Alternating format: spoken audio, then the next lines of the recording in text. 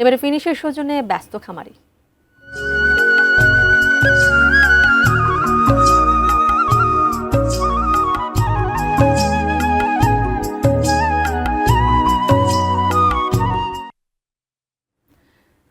প্রাকৃতিক উপায়ে ও দেশীয় পদ্ধতিতে গরু লালন পালন এবং মোটা তাজা করায় ঈদুল আজহায় সবসময়ই কুষ্টিয়ার গরুর বাড়তি চাহিদা থাকে।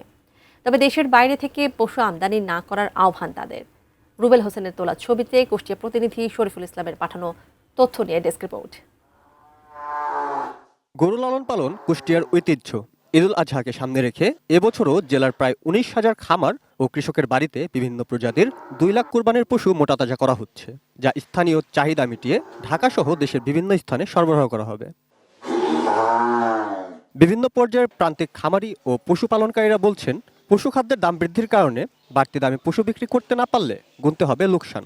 আমার চাহিদা ধরেন একটা গরু 6-7 লাখ টাকা মানে বিক্রি না করলে আমাদের ধরেন সব লাভ হবে না। কুরবানিতে যদি সরকার বাইরে থেকে গরু আমদানি করে তাহলে খামারিরা প্রচন্ড লচের মধ্যে পড়বে। এসব গরুর খামারে কাজ করে অনেকের হয়েছে কর্মসংস্থানের ব্যবস্থা, সংসারেও ফিরেছে সচ্ছলতা।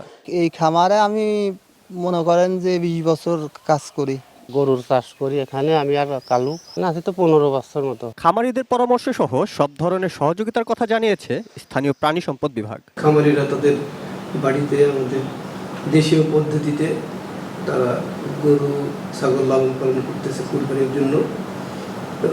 আমাদের গত বছরের যে চাহিদা ছিল এই বছরের চাহিদাও প্রায় একই রকম, 1 লক্ষাধিক, এবং আমাদের এবারের প্রস্তুতি রয়েছে প্রায় 2 লক্ষাধিক।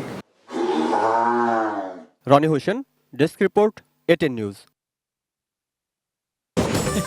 ফিনিশ আপনার ঘরবাড়ি ও আঙ্গিনা সকল কীটপতঙ্গ ধ্বংস করে।